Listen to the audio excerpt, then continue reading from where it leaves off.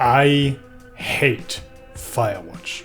However, the more I see it discussed, the more I realize that most people don't. I have seen so many glowing reviews at this point, completely contrary to my own time with the game, that it got me thinking. Am I too cynical to enjoy a title like this? And the answer is yes. Yes, I am. And that is what I want to talk about today.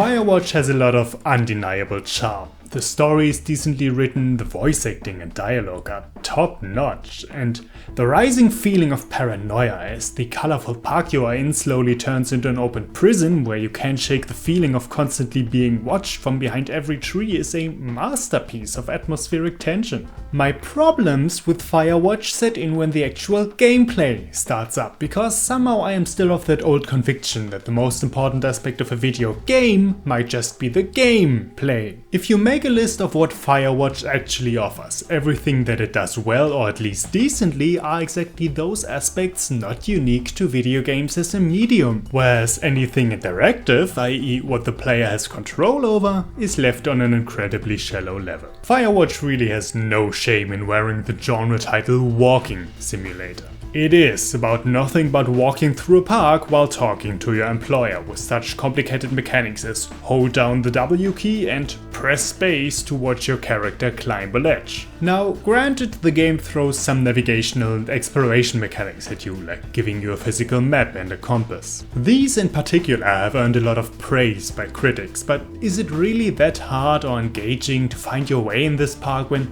the story sends you through the same path a bunch of times anyway? Because I was never even close to actually getting lost in this game, map marker turned off and everything, and let me tell you, I don't think many people spend less time outdoors than me.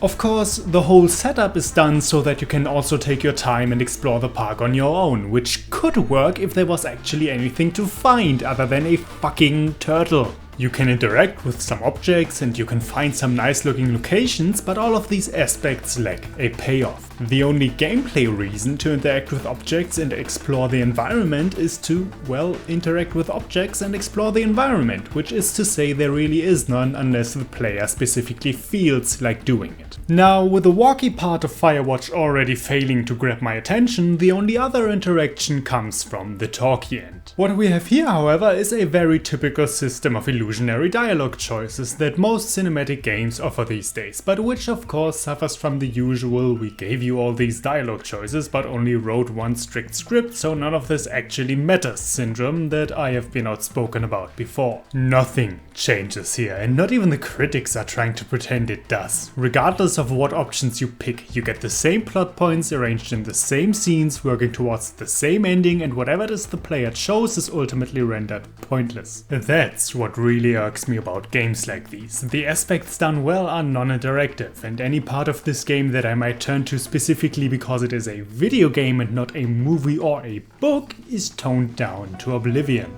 But Bouken, I can hear the disembodied strawman in my head say. This is a cinematic game that focuses on story. Of course it's not going to have a lot of gameplay. To which my reply would be, when did we decide that gameplay and narrative are antithetical exactly? Because I'm pretty sure everyone who plays games can name a gameplay mechanic that he not only enjoys for the immediate mechanical depth it provides, but also because it has an impact on the narrative. Take for example the stress mechanic in Darkest Dungeon that not only works as an indicator of danger to your units, but is implemented in a way that, thanks to the constant uncertainty of all your actions, causes actual physical stress within the player, giving him a better sense of how nerve-wracking exploring this Darkest Dungeon actually is. That's of course only one example of roughly a billion, but even though creative gameplay could be used to enhance the narrative in many ways, Firewatch lacks any mechanical depth whatsoever. Obviously, I don't expect a deep combat engine when I'm playing a park ranger, but you know what I'd expect?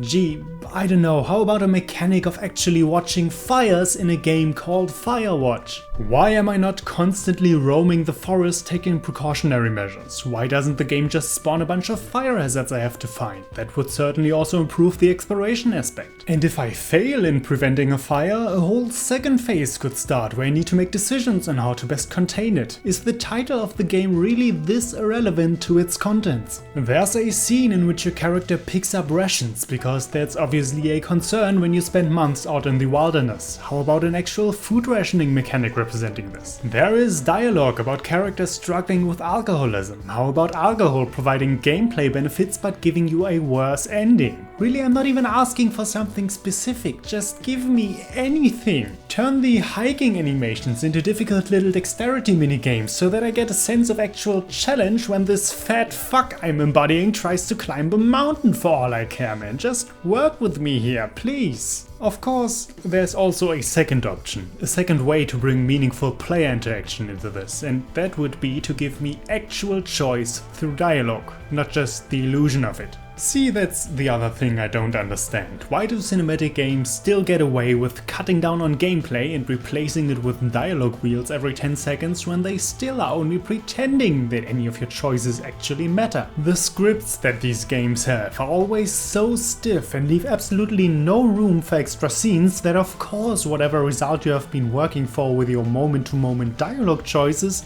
will eventually get negated by an unchangeable event later in the game. When, for example, you keep on not opening up to Delilah about your sick wife, she eventually finds out anyway through a cutscene completely out of your control, because there is only one story path and Delilah is supposed to know about her. Same in Life is Strange, when Nathan draws a gun in the restroom and you get to make the decision to tell the principal. If you do, Nathan's gonna come at you in the parking lot, be a dick and beat up Warren because you're a snitch, and if you don't, well, Nathan's gonna come at you in the parking lot and beat up Warren anyway, because there is only one storyline in Life is Strange, and the one set of later events the road relies on Nathan being a dick and Warren eating shit. See, that is why I think I might just be too cynical to enjoy these games anymore. They require you to ignore all the wool they put over your eyes. They require you to either believe there are consequences to your actions or just ignore that there aren't. They want you to immerse yourself, let go and enjoy the atmosphere and the drama. However, I've gone so far down the rabbit hole with these games that I just can't do that anymore. I keep expecting them to actually innovate how cinematic games could tell stories, and all I end up with is feeling bored by the shallow gameplay and downright manipulated by the pointless dialogue choices. Really, all I want is games that make the player's input meaningful. Most games do that with gameplay mechanics. Why can't story-focused games do it with story too?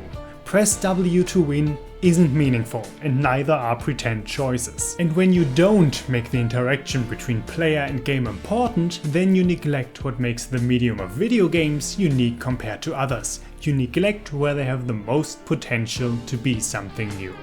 And then you end up with a game like Firewatch. A $20 3-hour experience with zero replayability, that for me at least fails because it barely even tries to work with the strength of its own medium. BoukenJima, signing out.